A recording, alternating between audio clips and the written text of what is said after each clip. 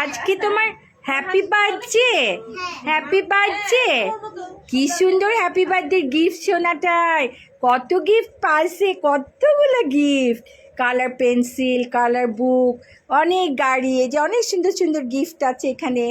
রিজিক, সবাইকে হাই বলো। সবাই রিজিকের জন্মদিনে অনেক অনেক দোয়া করবা, অনেক দোয়া করবা। Hello, hi. একটা দিদাকে একটা ফ্লাইং কিস দাও। থ্যাংক ইউ বাবা, থ্যাংক ইউ।